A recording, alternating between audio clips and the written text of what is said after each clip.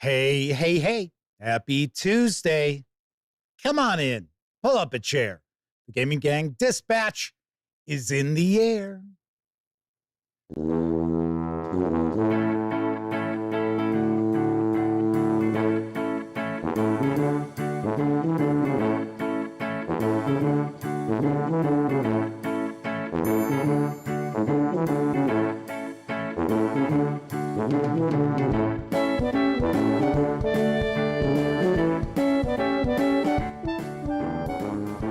Howdy, gang, and welcome once again to the Duct Tape Studios. I'm Jeff McAleer, your host, here at the Gaming Gang Dispatch, brought to you by, incredibly enough, thegaminggang.com, of which I happen to be the founder and editor-in-chief. So welcome aboard, everybody. Tonight is Tuesday, February 11th, 2025. This is live show 1151. If you're not overly familiar with the show, let me point out that it's really casual around here. We're just hanging out, talking about the latest in tabletop gaming news. And I will usually now, throughout the month of February, share a first look at a game or game book. Yes, that's right. And tonight, we are actually going to dive on in for a first look and page through of Castles and Crusades Monsters and Treasure Reforged from my friends over at Magpie Games. And stay tuned, because I will be giving away a copy of the 3 main Castles and Crusades Reforged books in PDF to a lucky viewer. Yes, to a single lucky viewer. And sadly enough, I just realized I have screwed something up for tonight. So before we get much further into the proceedings, let me make sure, you'll see what I mean in just a second. I have to make sure that this is in sync. So as you see here, I need to go and make sure that that camera is delaying like it's supposed to. Yep, gotta love it. All the excitement of a live stream, huh? Yes. I wanted to make sure I had everything set up. And then sure enough, I'm like, yeah, it's close enough. That is close enough. So hopefully that will not have thrown my my vocal sync. You know, my voice is still in sync. Fingers crossed on that. Anyway, okay, so that should be okay going forward when we start taking our first look at Monsters and Treasure. If you're tuning in for that first look, I want to point out that if you're not familiar with the show, we always tackle the tabletop gaming news first. So it's probably going to be about 30, maybe 35 minutes before we jump on into that first look. So just letting you know. And then I will be announcing the giveaway. It'll be another kind of trivia question while we're taking a first look at the book. So there is that. If you are tuning in later on after the fact, maybe you're watching on Memorex, then there are timestamps both in the timeline of the video and in the show notes. So if you want to jump past the news, you certainly can do that. I won't hold it against you, because I know a lot of folks out there are interested in seeing what does this Reforged Monsters and Treasure bring to Castles and Crusades, and you're going to find out in just a bit. Of course, when you're not watching videos on the Gaming Gang channel, be sure to visit gaminggang.com for all the latest in tabletop gaming news, reviews, and a whole lot more you are not going to find here on YouTube. And yes, sorry you had to listen to the theme music again as I jumped back to this screen. You know, like I said, it's the magic of live streams. What can I tell you? What can I tell you? Anyway, of course, by all means, get your geek on over at thegaminggang.com. Come on, you know the drill. You know that already. Lastly, because this is a live show, there is chat available. It's not on screen. It's one of the ways I keep some of the more unusual commenters at bay. But if you happen to be a subscriber to the channel and you have been for at least 10 whole minutes, you can take part in chat. So if you want to say howdy, maybe you got a question, a comment, by all means, chime in. I will do my very best to respond. First out the gate tonight is our good friend of the show, the Madman. Kevin R. Smith is with us, as is Sean O'Donnell, Gleamwood RX, Semper Buffo, Kevin King, Magister Warjoma, who I believe might be a first-time visit in chat for them, so welcome aboard.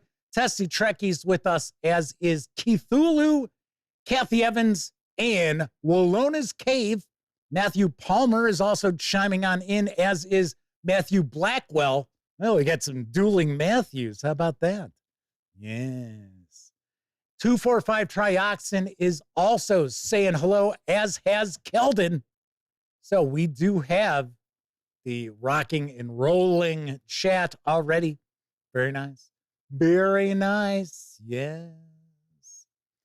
So, of course, the dispatch is still being sponsored by our friends over at Polar Vortex 9. Yes, take a break from the cold this month by gathering with friends and family to enjoy the warmth and fun of playing games together at Polar Vortex 9, Chicagoland's favorite local winter gaming convention. The Polar Vortex team and I invite you to join us at the Sheridan Lisle Naperville Hotel, February 14th through the 16th. Polar Vortex grew out of a desire to create a general tabletop gaming convention in the Chicago area that gaming hobbyists and the general public could enjoy. We also want to support local game retailers and publishers and give back to the general community as well. Some of the things you'll find at Polar Vortex will be the play and win. There will actually be some games that used to belong to me in that play and win. Very nice, very nice. The Catan National Qualifier, Dungeons and Dragons Adventurers League, Star Wars role-playing game, the Pathfinder Society, as well as the Starfighter Society.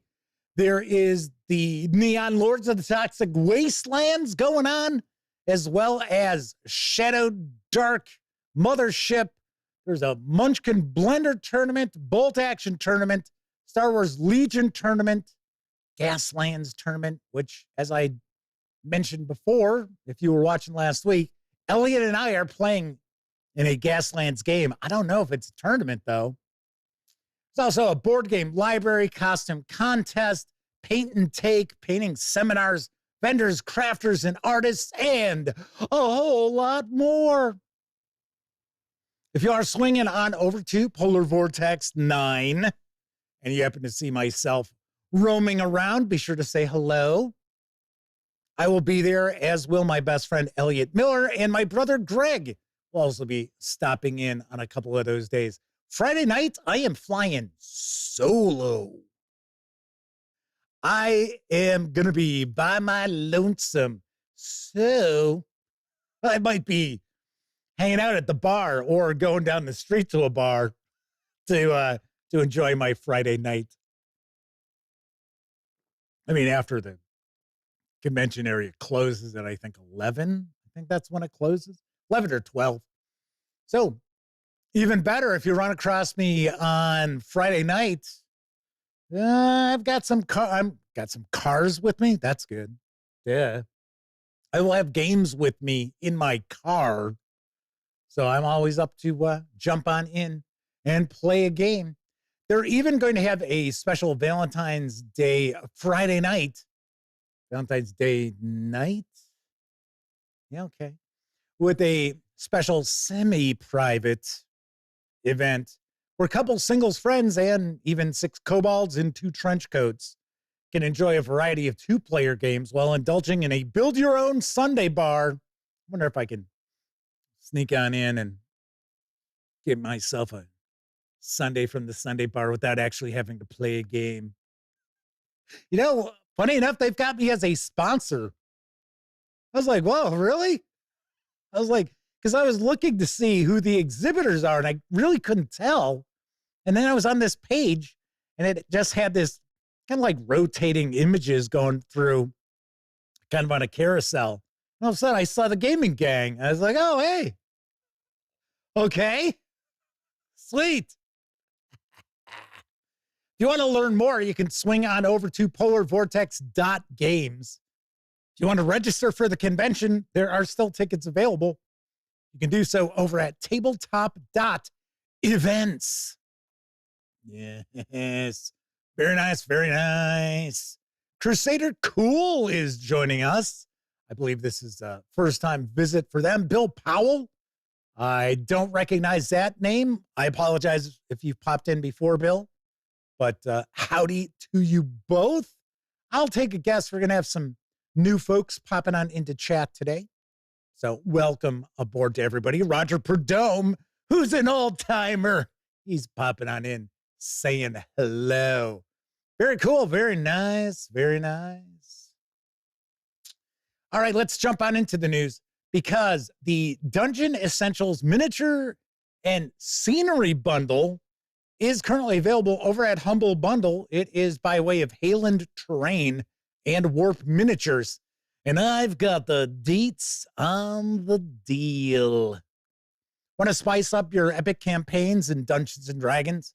Take game night with your friends to the next level with over 100 unique assets within our Dungeon Master Miniatures and Scenery Bundle, highlighted by downloadable PDFs of new campaigns, Bonefield's Rulebook and Pirates of the Dread Sea Rulebook. This bundle has everything you need for hours and hours of high-caliber D&D play. All right, now hold on a minute here. So, to my knowledge, the vast majority, and I mean vast, vast majority, of these files are 3D printer files. Why does it have to be D&D? Be any fantasy game. I don't know. Personally, I don't think I would have kind of shoeboxed myself into a D&D bundle because it's not really. Anyway, should also point out your purchase will support Make-A-Wish. It's pretty cool. Now you can jump on board for, I think it's $1, which gets you, I think, 6 files. Or if you want to score all 116 items, you can certainly do that for a donation of $25.81 through February 27th. Once again, your purchase will benefit the Make-A-Wish Foundation. I got to say, these minis look really cool. Very nice. Like I said, I wouldn't have been bandying on about Dungeons and Dragons. I'd say fantasy role-playing game or Dungeons and Dragons, Pathfinder, whatever, throw a few of them into the mix. Otherwise, people are thinking, oh, this is only D&D. Plus, you just noticed with those kobolds, those aren't Dungeons and Dragons kobolds. Well. But still, this sounds pretty sweet. Pretty cool. All right, a few more people popping on into chat. Agent Webbs is with us for the first time. Welcome. And let's see, Rich Leasing, take a guess. Also, I believe a first-timer joining us says they received their copy of the Reforged Monsters and Treasure a few weeks back. Huge upgrade. Very happy with the purchase. Nice. Sarah D., one of our chat moderators, the lovely and talented Miss Sarah D. is chiming on in. I would have said hello to Sarah D. if I hadn't had to go screw around with the overhead camera. Yeah.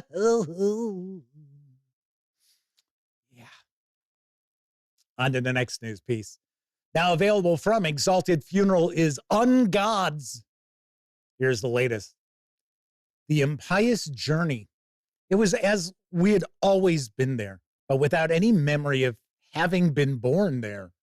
We quickly realized that nothingness is the keystone of this universe, and that there are no concerns of this place's in which peace is not shattered by the iron pace of a glassy and insane death. We had ships which had become sinister to us, as if spirits had taken possession of them. Now we were in a sort of silent hell. Among the black sands of an endless desert, we realized that we had before us only dangerous exploration of a bitter land. Yes. That is Ungods. Ungods is for Mick Mick. Or any other retro clone, really. You can score the 52-page softcover by way of Exalted Funeral without a PDF. There's no PDF with this. In fact, I did not find anywhere where you could score a PDF. But you can get the softcover for an MSRP of $24. I have to say, the image you just saw when I was taking a look for images to use for this news piece, it says, I think it says Dido's Castle or Dido's Curse, something like that. I swear to God, I saw it and I thought it said dildos. Well, you know, it is Mick Mick. How bizarre that stuff can be. I swear, I was like, dildos? Oh, Didos. Okay, all right. Yeah. Oh, there you go. It's Dido's Palace. Moving right along. Earlier today, Magpie Games launched a Kickstarter to bring the Fallen London setting to your tabletop. Here's the scoop. Magpie Games is excited to bring you Fallen London, the role-playing game, the officially licensed tabletop role-playing game set in the world you know from Sunless Sea, Sunless Skies, Mask of the Rose, and the original Fallen London browser game from Failbetter Games. With over a decade of role-playing design and publishing expertise, Magpie Games has created an innovative system that brings the Neath to life in a tabletop role-playing game. Fallen London, the RPG, includes setting information seeded with plot hooks for your game, numerous character types representing the variety of Londoners fans love from the browser and video games, a full set of conflicts and dynamic systems for departing on ventures across London, a sample venture to get you started on your journey, and much more. Delve into the Neath like never before in an immersive role-playing experience that gives you the chance to change all of London, though the cost might be far greater than you ever imagined. London, 1899. 40 years ago, the city fell into a vast cavern beneath the earth. Now hell is close, immortality is cheap, and the traitor Empress Victoria still reigns. Devils and betentacled people walk the streets. The cloaked and mysterious masters control the city's commerce from a towering building covered in words of fire. Death, for most, has become more of an inconvenience than a finality. All the old rules that once bound the world have become flexible. That's an opportunity for someone like you. You crave something more than most think is possible. If it's fame, then you want your name to live in the mind of everyone in London. Forever. Forever. If it's power, then you want the world itself to bend to your will. You want to destroy death itself or open the gates to the abode of the stars or to restore London back to the surface. You want something so far out of reach, you have to change the rules or break them entirely. Just have a chance at getting it. You're not going to be able to do all of that on your own, so you found others to share in your ambition. Together, you might be able to do the impossible. You might be able to fill the burning holes inside of you, even if you have to burn everything else to do it. Your concern is assembled and you are ready to act. What will become of London now? Time to find out. There is a short Kickstarter video. Let's give it a peek.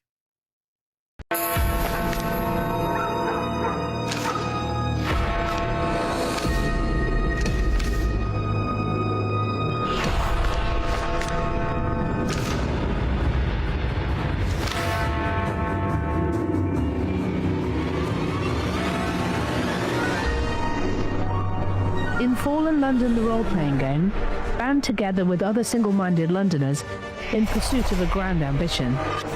Chase your obsession together. Change that which you were told could not be changed.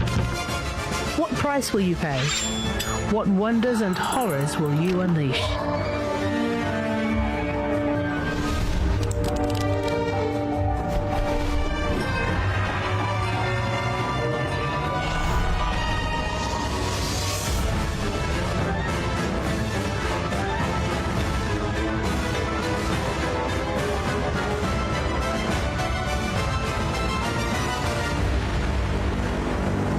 This city belongs to you.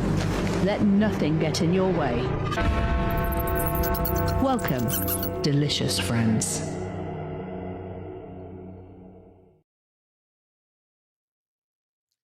The Kickstarter project for Fallen London, the role-playing game, launched earlier today. It is already past the 700% funding mark. In fact, it funded within just moments. You can score the hardcover core book and first supplement plus digital stretch goals for a $99 pledge. You can grab just the PDFs for a $29 pledge through March 13th. Expected delivery for the physical items is August of next year. And for the digital items, May of next year. Sorry to see that it's going to take that long to get this out.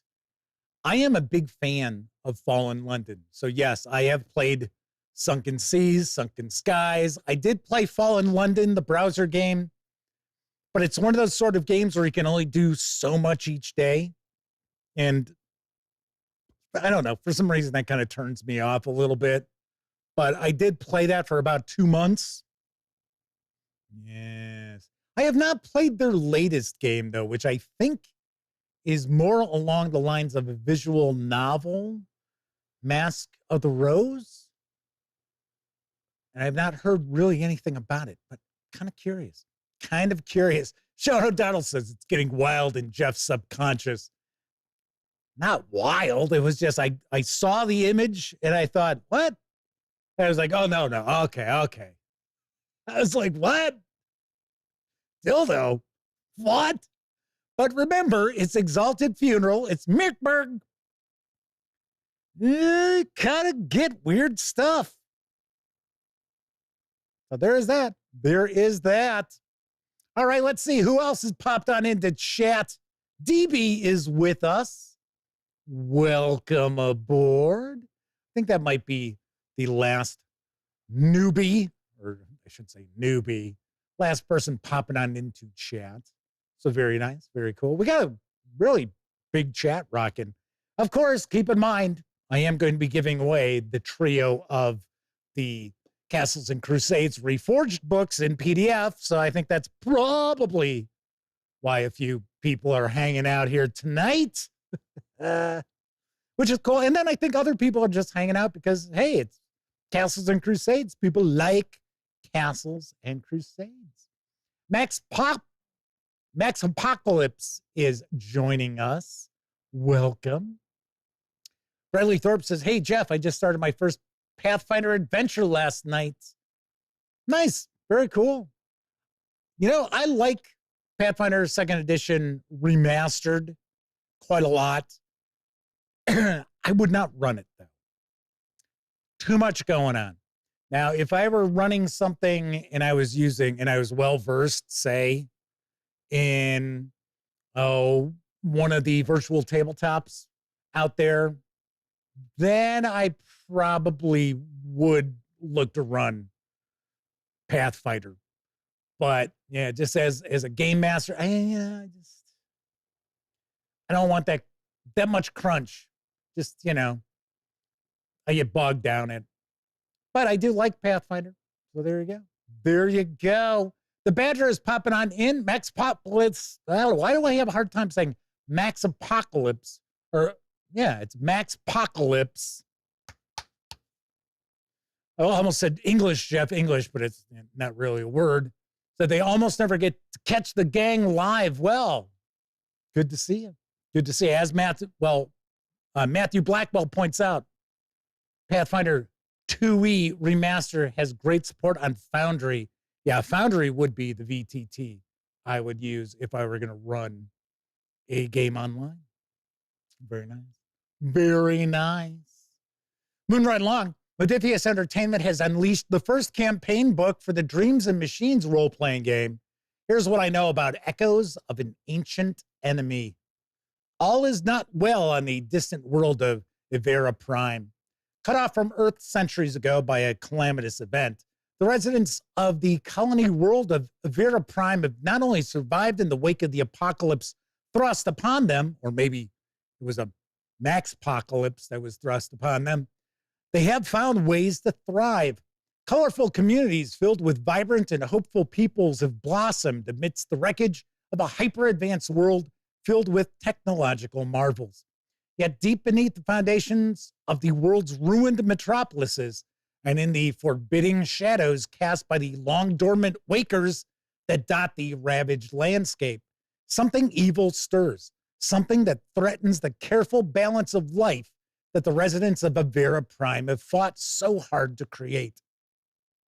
In Echoes of an Ancient Enemy, the first full campaign book expansion for Dreams and Machines, game masters lead their players on a sprawling 3-part campaign shrouded in secrets and mystery. Across the book's 3 acts, the Thralls become a powerful threat, bursting forth from their homes under the ground for reasons the players must uncover. Whilst untangling threads, the Dark City continues to grow in power. More and more thralls than ever before heed its sinister call. But for what purpose? And do they truly do so of their own free will? Take your players on a gripping and exciting adventure as they travel from New Moss Grove through Regis Castile and into the region of Emerta Vallo as they try to uncover the truth behind the strange goings-on plaguing their homeland.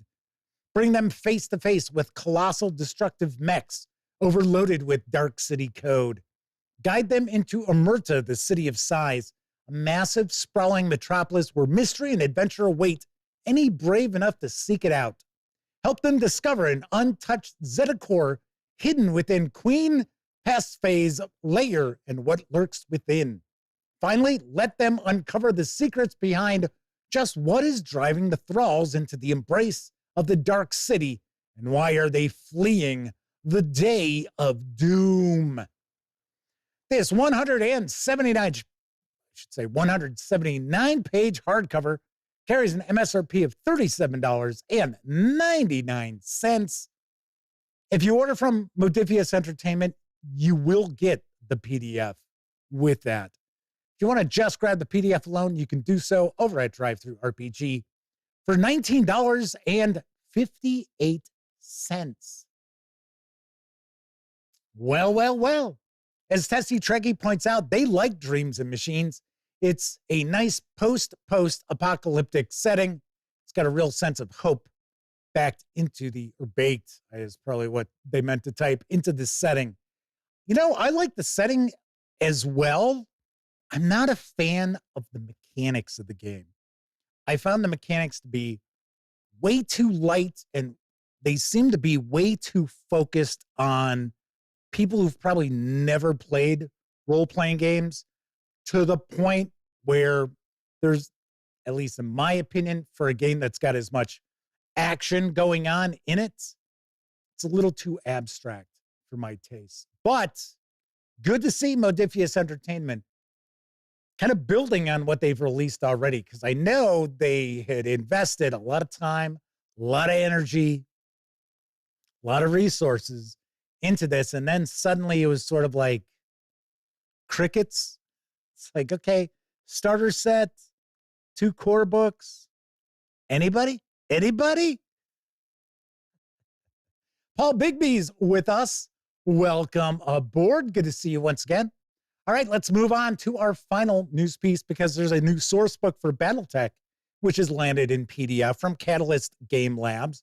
Here's what I know about Ilkhan's Eyes Only. The final words of the late Devlin Stone haunt Ulrich Ward, Ilkhan of the Clans and the First Lord of the Star League. Ulrich has made Nicholas Kerensky's impossible dream a reality and achieved the purpose of his people. The future, once so clearly defined, is murkier than ever. Why can't I read tonight?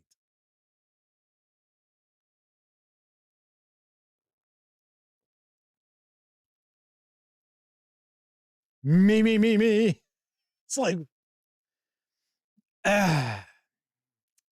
the future, once so clearly defined, is murkier than ever. Not Evan.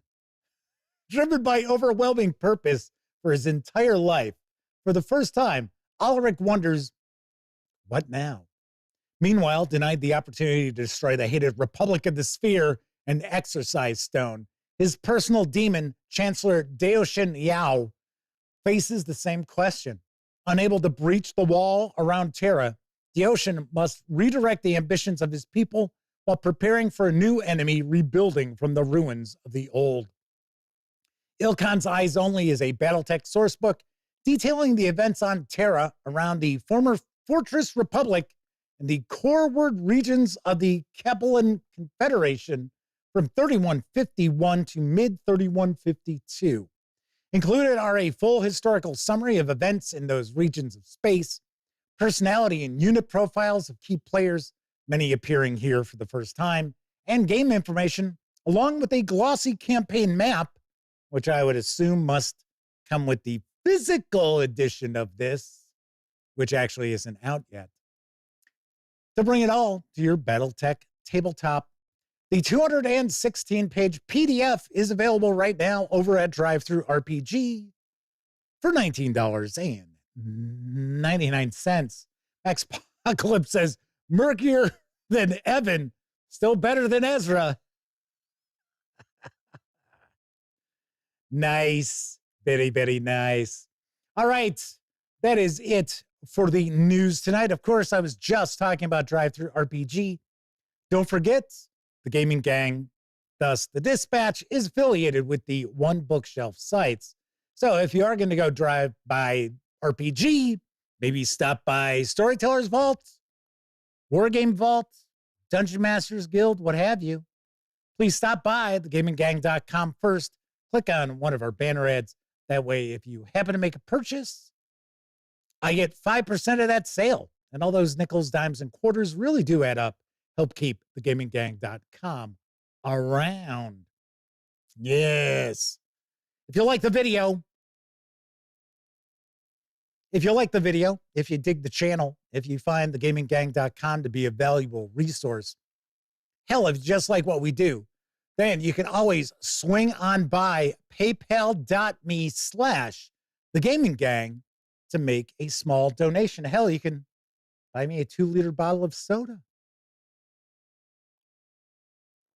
Oh, that's good. And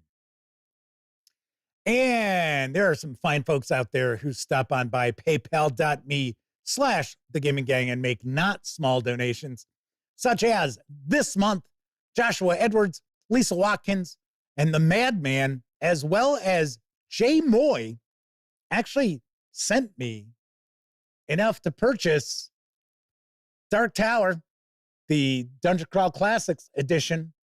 So we are going to be taking a look at this next week. Yes. They actually sent me a note and said, hey, you know what? Pick up either Dark Tower or the new edition of Axe. So I thought, okay, well, I'm going to get Dark Tower. I mean, I would like to take a peek at Axe 2, but I have reached out to the author, so maybe we'll see review copies of that. We shall find out. But yes, big thank you to those folks out there. In fact, tip of the cap to any of you out there who stops by paypal.me/thegaminggang or uses any of those banner ads over at thegaminggang.com. Very cool. Very cool. So Sean O'Donnell says, Dark Tower's come up a few times. I'm not shocked you went with that. Yes, I know.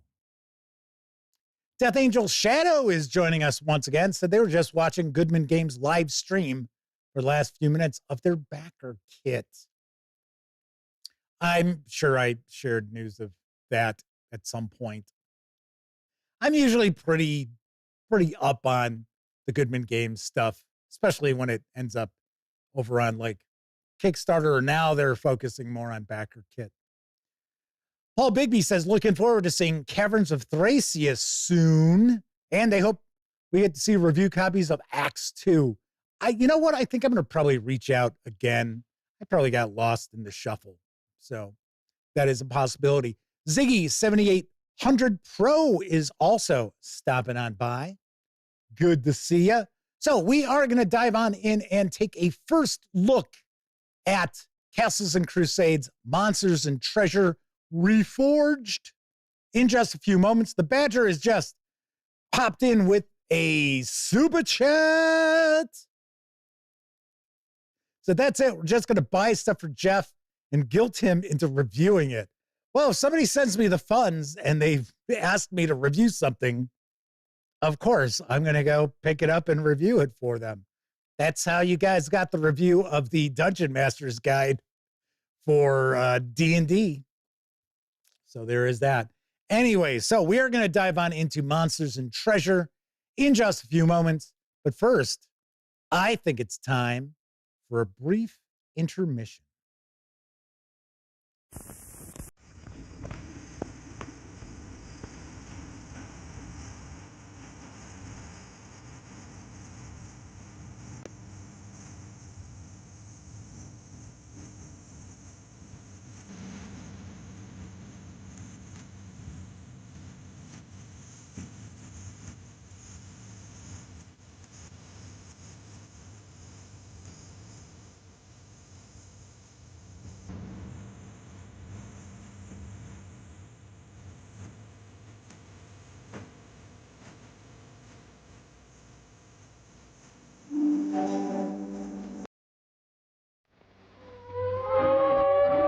Something in that burning house when fearless Fred arrived. Without a moment's hesitation, into the flames he dived.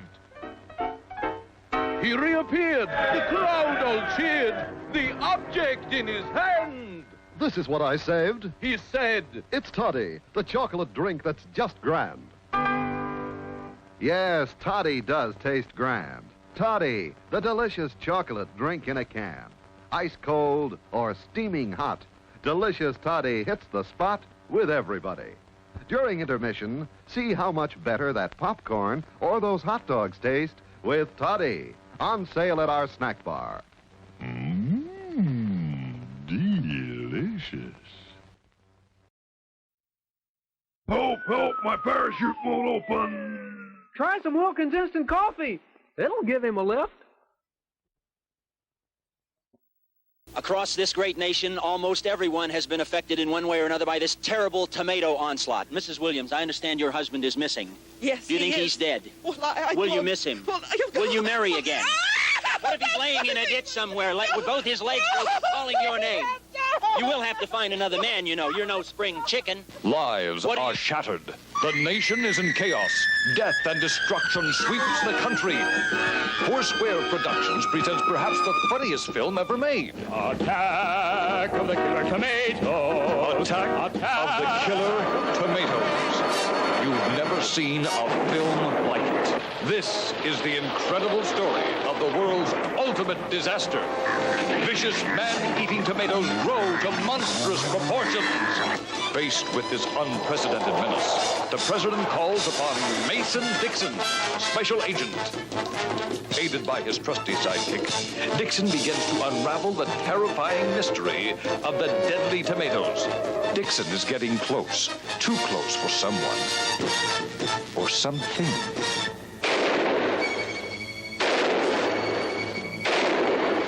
Who could it be? The girl reporter? The ad executive? The press secretary? Or does it go higher? Join Mason Dixon in a race against time as he battles to save the world from the threat of nature's perfect eating machine, the Killer Tomato. Ain't no time to make a fuss. We gotta get those tomatoes before they get us.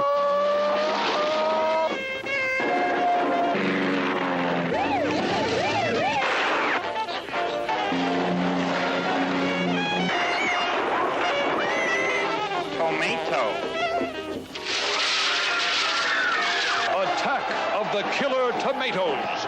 You've never seen anything like it.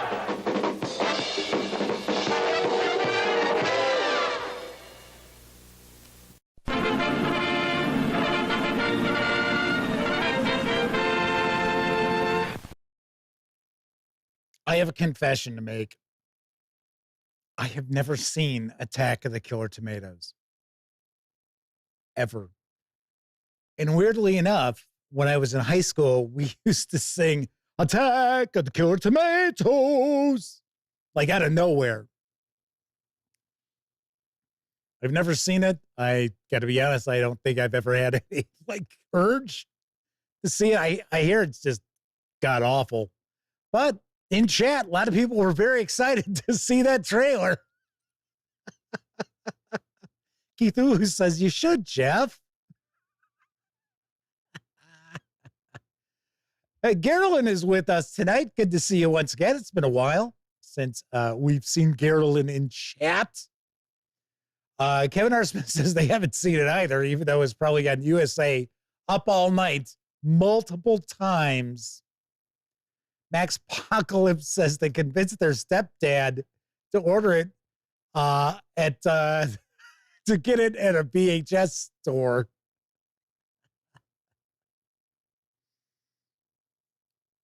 Gleeman RX says, never seen it showed on TV. Never seen it in the video store. It's almost like a prank movie that doesn't exist. I did see it in video rental stores. I remember that. Because there were a couple of times I was almost tempted to rent it. And then I thought, do I want to waste my $3 on it or whatever it was? The rental fee on that? No. Kathy Evans says it's a fun movie. It's also got 2 sequels. I knew it had at least one. Isn't it Return of the Killer Tomatoes? Something like that. Dan Webb is with us in chat saying that they had a friend whose parents had a VHS copy of it. Omenal is also joining us once again tonight. Lots of folks in chat. Very nice. Very nice. So let's get on to the first look, because tonight I am going to dive on in and page through Castles and Crusades Monsters and Treasure Reforged from our friends over at Trollord Games. This 336-page hardcover carries an MSRP of $49.99. If you want, you can grab just the PDF over at Drive-Thru RPG for $19.99. And of course, stay tuned. I am going to be giving away copies of the 3 main Castles and Crusades books, the Reforged editions, in PDF to a lucky viewer. It is going to be a trivia question, so get ready. Get ready. Maddie C is joining us in chat. Good to see you once again. All right, let's jump on over to the other camera that we now know is in sync with us, right? It looks like it's off a hair, but way better than what it was. So, few things to mention before we jump on in. First of all, my friends over at Trollord Games were kind enough to provide me with this review copy, but neither I nor anyone else affiliated with Gaming Gang has received any other sort of compensation for me to share this coverage with you. These days, it's important you know that. We're also not going to look at each and every page of the book, but I do want to give you a good feel for what you're going to find inside this Reforged edition of Monsters and Treasure. First thing we're going to do, we're going to take a peek at the credits page, as there are a lot of folks worked very hard to bring this to life. My understanding as far as what's changed in this print run of the Monsters and Treasure book is we have more artwork. So we've got new artwork, and of course, the open game license is gone. Death Angel's Shadow says, between Goodman Games and Trollord Games, there's nothing left to give WotC a plug nickel, even if they wanted to. Keith Ulu said, Jeff, I noticed you got your Gen Con hat on. I mentioned it because I got my badge to go to my very first Gen Con. Very nice. I will be there again, as usual. Hopefully, Elliot's going with. If not, probably my brother, maybe my nephew. But yes, in fact, I do know that the badges went on sale on Sunday. That usually means that I can go and reserve my press passes. I'll have to go take a peek. All right, so once again, credit where credit is due. Chris Lundgren's popping on into chat. Good to see you, Chris. And Buddy, his cockatiel, is with him as well. So we are going to get a breakdown of what is in this book, right? So we're going to get characteristics, discussing some combat, as far as their level, armor class, hit points, spell resistance, their saves, move, sanity, attacks. Talking about different types of creatures here. Their abilities, ecology, expanding their experience points, creating your own monsters. And then we are going to dive on in. That's pretty cool. I like that. That's looking pretty sharp. So let's just take one at random. All right, we got the Basilisk. So it shows it's level 6. So it's hit points. If you want to just take a raw number, 36, or you can roll 6 10-sided dice. They appear in numbers 1 through 4. Armor class 16. Medium size. Saves P. Animal intelligence. Its disposition is neutral. Climate. It's got a bite attack. Any biome. Its experience points. What treasure table that you would roll on if you are generating it kind of on the fly. Basilisks are reptilian creatures with long, squat bodies that rest on 8 legs. They have broad tails and a wide head, appearing somewhat like an alligator. Their jaws are lined with rows of jagged teeth. Despite having 8 legs, the creature is slow. Its eyes glow in incandescent green. Basilisks have the terrifying ability to turn other creatures' flesh to stone by gazing into that creature's eyes. The basilisk's sight pierces darkness and even extends into the astral and ethereal planes. A basilisk prefers the warmth and dryness of desert climate and can be encountered singly or in groups of up to 4. A basilisk usually avoids melee combat with anything that is not an intended meal. Instead, they try to use their petrifying gaze to eliminate dangerous opponents from a distance. Although slow and ponderous normally, they are surprisingly quick in melee. They bite with their massive jaws, grinding bone to meal and shredding flesh with their jagged teeth. So their abilities, we've got the petrifying gaze. Any living being that meets the gaze of a basilisk's eyes must succeed at a wisdom save or be turned to stone. Basilisks are not immune to their own gaze. The victim will be turned into a type of stone native to the creature's habitat. Basilisks can choose to dampen this ability when hunting for food to avoid petrifying their prey and rendering it inedible. Yep. I would think so. Then we also have greater basilisks. The greater basilisk is the larger, more aggressive, and more dangerous cousin of the basilisk. A greater basilisk walks upon the 8 legs in a more raised posture, as opposed to slithering on the ground like its common kin. Its scales are a bright gold, fading to dull brown underneath. Its tail is lively and thrashes about at its own accord. It has a large head, less reptilian, more canine in appearance, with great jagged teeth and eyes that glow dull red. Greater basilisks are large-sized, 9th level monsters with 54 hit points, armor class 20, low intelligence, and disposition of neutral, evil. Cool. But as you can see, our entries are pretty compact with this. And I definitely like that. I can see that we don't have images for every single monster. It doesn't look like we do, but it looks like we've got a hell of a lot of images here. Very nice. Very cool. And Darius Termina is with us tonight. Welcome aboard. Max Apocalypse says the OG owlbear looked very much like the weird plastic toy that it and the Rust Monster and some others were based on. They made it look more owly and berry as time went on.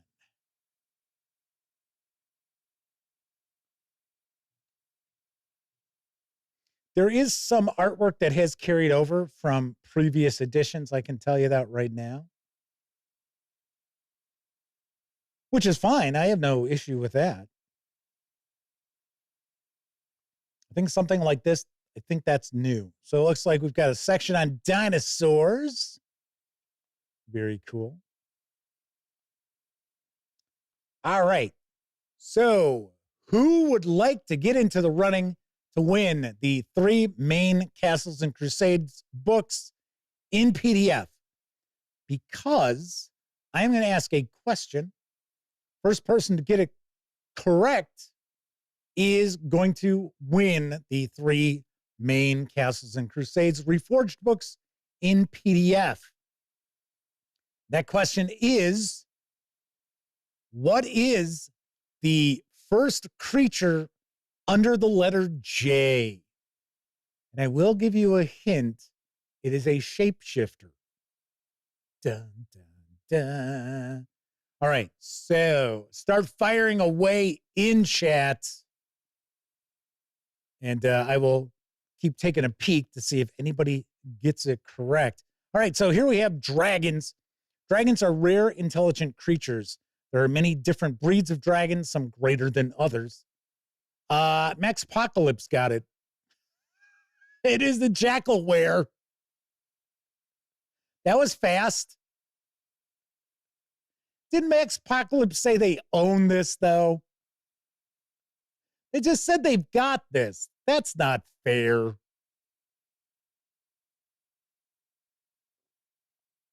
Because I would have thought you'd gotten the PDFs. So, I don't know. We love tabletop role-playing games with us. So, okay. Max Apocalypse says they don't have this book. All right. So there you go. Max Apocalypse is our winner. That was pretty fast. Hey, much faster than last week, where I was kind of like, come on, guys. Come on. Somebody out there. Somebody get this. Come on. Come on. So all you got to do is send an email to jeffmcaleer@thegaminggang.com and make sure it's from your Gmail address, which is connected to your YouTube account. That's it. Easy peasy. And I will send you a link that has been provided by my friends over at Troll Lord Games for you to download the 3 main books in PDF. Very cool. Back to the dragons. Dragons can be lordly creatures with little thought, but the benefit of the world, or foul drakes bent on evil and destruction. They are found in all climates and terrains. They are not affected by adverse weather, nor daunted by any geographical feature. From the youngest hatchling to the most ancient worm, dragons are powerful and altogether dangerous creatures. I think this is a section where we got some new artwork. And it does appear that for the different dragons, I think we're getting full page art. So we got the blue dragon, the dragon lich. Now that is pretty sweet. I got to say, I like that artwork. That is pretty cool. Magister Warjama says in their printing, it's simply Jackal. But yeah, that would probably be the last print run. I always come close to saying edition, But it's really not, they don't, okay. So to me, in my opinion, if they've taken all the stuff from the open game license and that out, or like in the player's handbook, I know Stephen had rewritten all of the spells. In my opinion, that makes it a new edition. But the reason why Troll Lord Games doesn't like this being referred to as a new edition is because they don't want people to feel that they have to buy this. Like when you saw, okay, so there's the new edition, not new edition of Dungeons and Dragons. The core mechanics of Castles and Crusades remains the same from day one. So if you have the little box set with the booklets inside, you can still play Castles and Crusades exactly the same. There's just a few different tweaks. So we got the white dragon, the bronze dragon. Definitely like this artwork. Very, very cool. There's our gold dragon. So we get a full page devoted to each of the dragons. So as an example, the silver dragon is good or lawful. Its abilities, its breath weapon is a frigid stream of air or a semi-permeable vicious glob of gas that paralyzes those caught within it. The former is a line that deals 1d8 points of damage for each level of the dragon. A successful dexterity save reduces the damage by half. The dragon also utilizes magic, and it possesses inherent magic abilities. Fog, control gales, feather lights, control atmosphere, and repulsion at the various different age ranges. And they can transform. They can assume any animal or humanoid form of medium size or smaller 3 times per day. This ability acts as if they had cast polymorph upon themselves, using their level to determine the caster level. And then they have Cloud Stride. Silver dragons can innately walk on fog, clouds, and similar billowy vapors as though they were solid objects. This ability can be activated or deactivated as the dragon wishes, but otherwise acts continuously. And we've got our Dryad, our Elementals. Oh, Ice Stalker. Well, I wonder what that's supposed to be.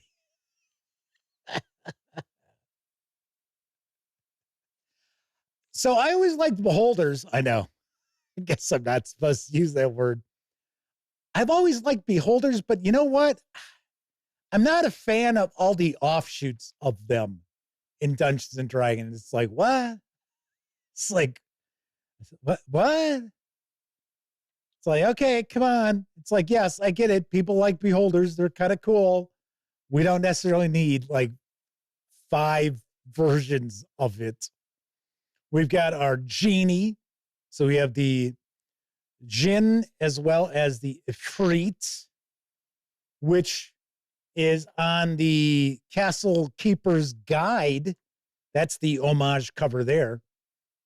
Has the Ifrit from the Dungeon Master's Guide, the old AD&D Dungeon Master's Guide. The Gnoll. There you go. A hyena-faced gnoll.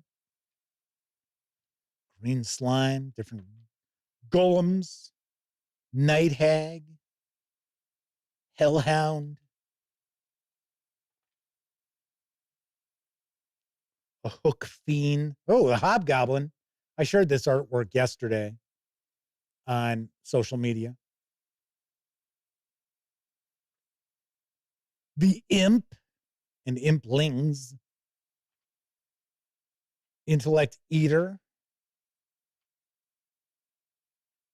There we go. Here's the J's. Ta-da! That is the first entry in the J's, the Jackal Ware, because that is the exit ray aberration. So there you have it. So yes, Max Apocalypse was correct. Unleash the Kraken. Lizard folk. Oh, where's our kobolds? Want to see how we got our there we go. So we have our reptilian kobolds. So they are not the dog-faced kobolds. And of course, the reality is you could use this monster book for essentially any like D20 sort of role-playing game. If you're not overly familiar with Castles and Crusades, one of its big selling points is that it's modern mechanically, but it also really does call back to the classic old school days of fantasy role-playing games. Something else that I really like about it too is that you can really customize your characters in ways that you don't in other role-playing games.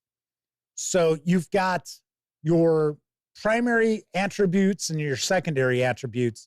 And of course, you are rolling a 20-sided die. You're looking to roll a number or higher. Unless you're in combat, then it's pretty standard, okay, equal to or greater than the armor class, do damage, and so on and so forth.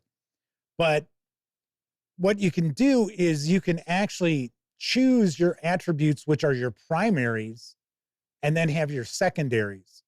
So if you're trying to accomplish something using a secondary attribute, you need to roll 18 or higher. So, of course, you get bonuses to it. In fact, your level is a bonus that's automatically added, right? So a first level character automatically gets a +1. But if you're trying to do something which is your primary, then you only need to roll a 12. So we still have classes. We still have all the various different abilities for each of the classes, and you unlock them as you level up and things like that. But you can also tweak the sort of character that you've got. So if you want a cleric, but you want a cleric who's kind of an investigator, maybe you go with a primary stat of wisdom and intelligence.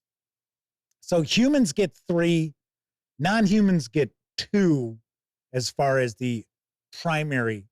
And that's because the non-human species all have, different bonuses and things like that human characters don't get. So the human characters get to pick 3.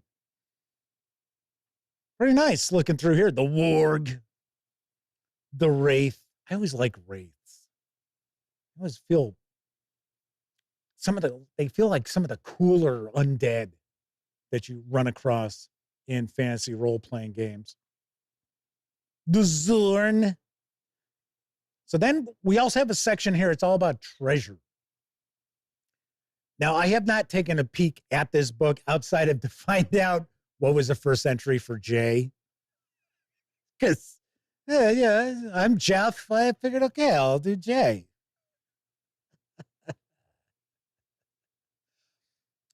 But, of course, I have reviewed the previous print run of this book.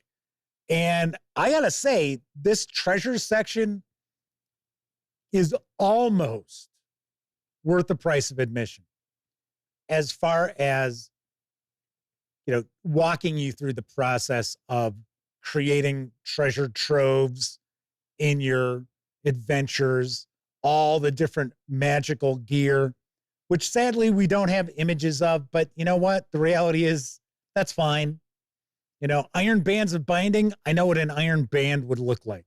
Jewel of healing, okay, I understand what a jewel looks like. So, But this is really well presented, at least in the previous print run. I'm sure very little has changed outside of scrubbing the open game license stuff off of here. But tons and tons of magic items. Here we got some cursed items. The Mace of Gore. This heavy mace +3 has an all-consuming thirst for blood and violence. Ew, it must be related to Mornblade and Stormbringer. Must be soaked in blood and viscera daily, or its magical bonus to hit and damage disappears, only returning if it is soaked again. Those who wield the mace must succeed on a wisdom saving throw every day the mace is in their possession, or else their disposition becomes chaos/evil. Nice. Robe of Insects. This robe appears to be a cloak of resistance and functions as such when worn. The malignant properties of this robe only make themselves known when the wearer finds himself in a situation which requires intense concentration or mortal threat to life and limb. At such times, the wearer finds the robe magically infested with thousands of tiny biting insects. Yeah, that's a bummer.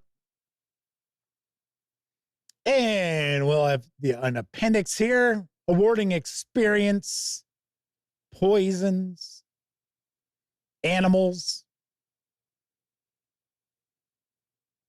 So just regular animals.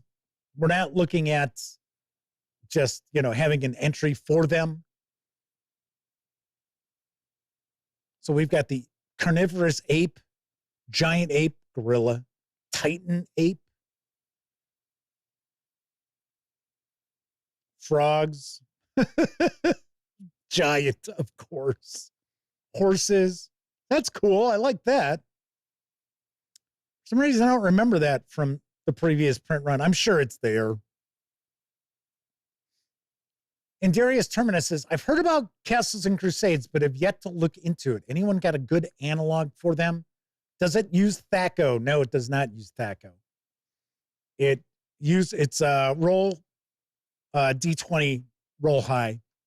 So, I mean, it's D20, essentially. Something that I really like about Castles and Crusades, and I'll probably get into a little more detail about this when we take a peek next week, the Castle Keeper's Guide, is I like how it's presented. It's sort of conversational, but not conversational. So it's not super dry, which I really appreciate. But then again, it's not, wink, wink, nudge, nudge, all that kind of stuff where it's like, yeah. Hey, it's just you and I talking here. No, it's not like that. But that's one of the things I like about it. And that is kind of the whole presentation of the Castle Keeper's Guide. It's all optional stuff. So this is one of your primary books. So if you wanted to run Castles and Crusades, you want to make sure you've got the player's handbook because it's got all your rules there. It's also got all of your classes, character creation. I know previous print run had, I think it was levels 1 to 12 in the player's handbook, and then Castle Keeper's Guide had 13 to 20. That's not the case, and that wasn't the case in the last print run either. 1 to 20 is in the player's handbook. Everything you need to run the game, there is Castle Keeper advice. So the reality is the only books you really need happen to be this one right here and the player's handbook. So I love the fact that Castles and Crusades was one of the earlier adopters of having 2 books as their core books, as opposed to having a trio of books. So, and we have seen that more and more often now.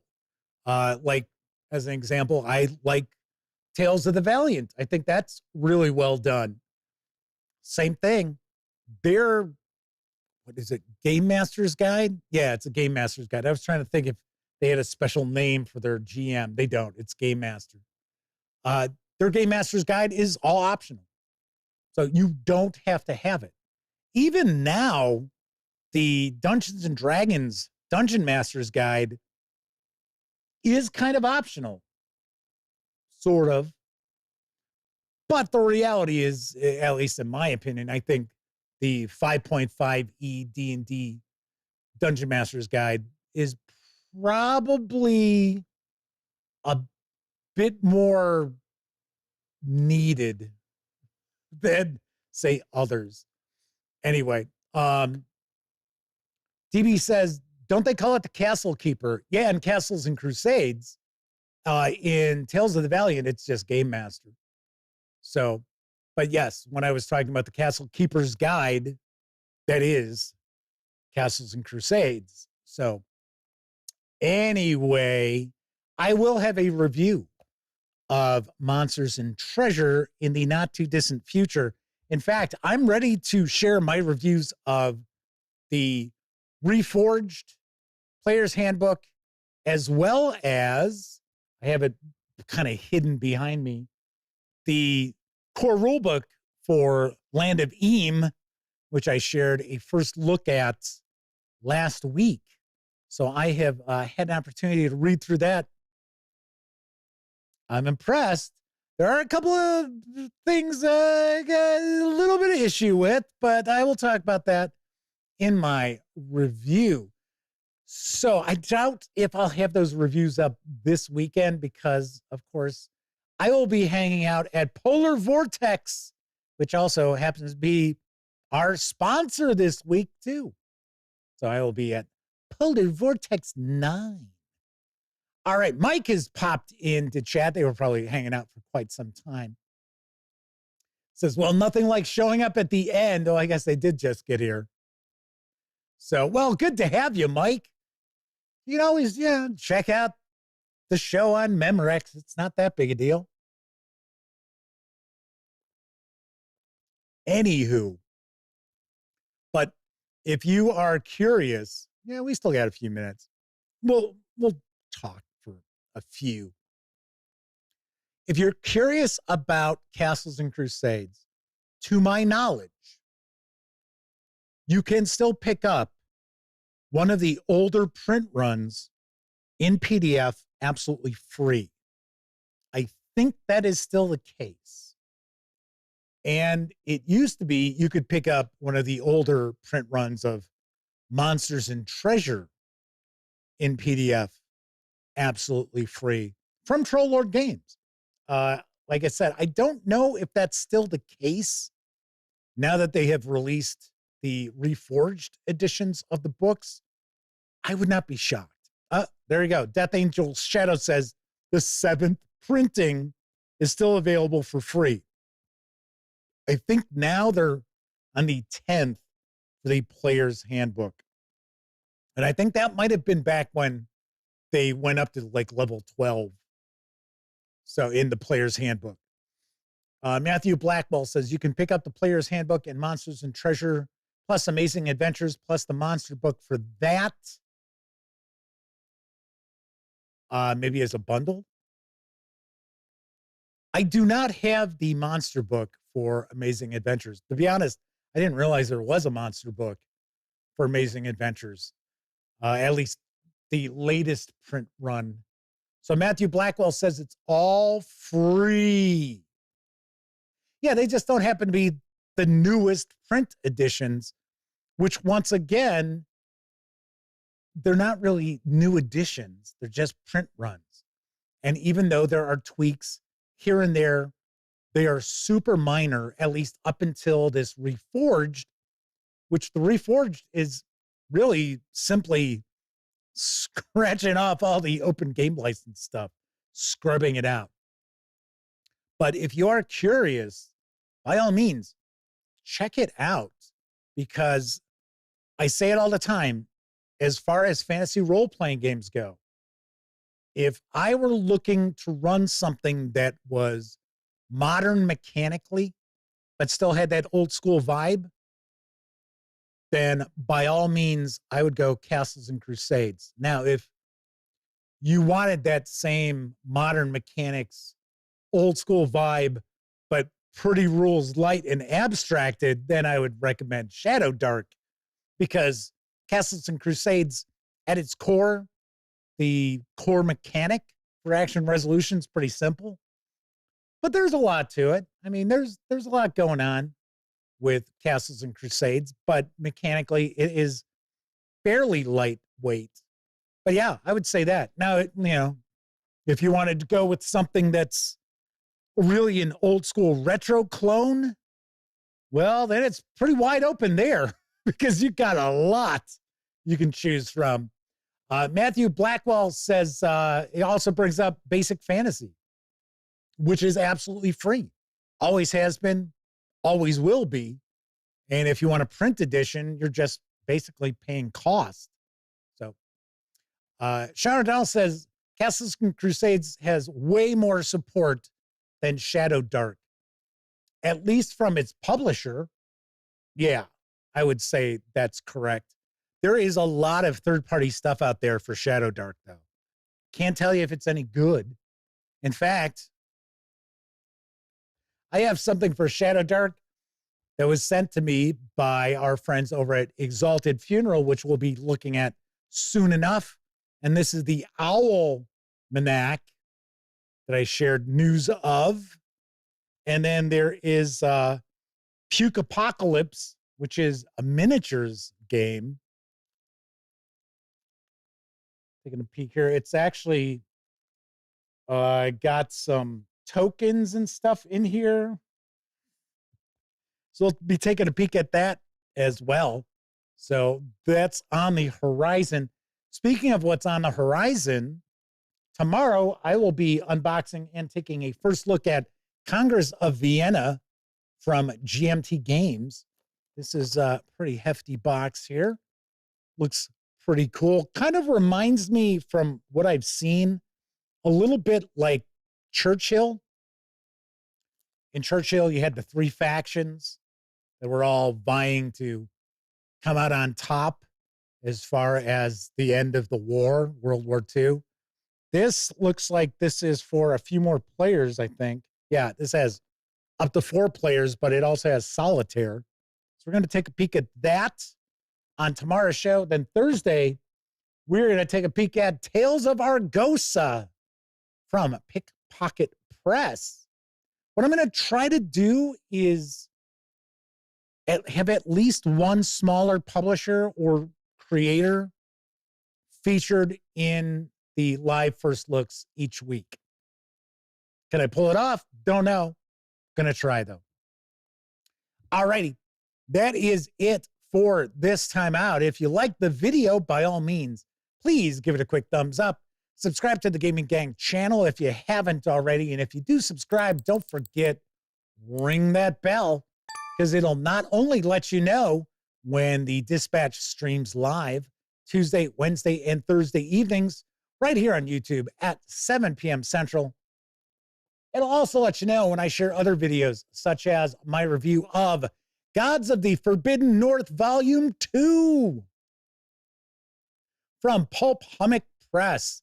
Yes, I shared my review of this over the weekend. And of course, when you're not watching videos on the Gaming Gang channel, be sure to visit gaminggang.com for all latest in tabletop gaming news, reviews, and a whole lot more you are not going to find here on YouTube. You know the drill. Get your geek on at thegaminggang.com. Thank you very much for watching. Once again, I'm Jeff McAleer. And as I always like to point out, I certainly hope all of you get to enjoy plenty of great gaming with your gang.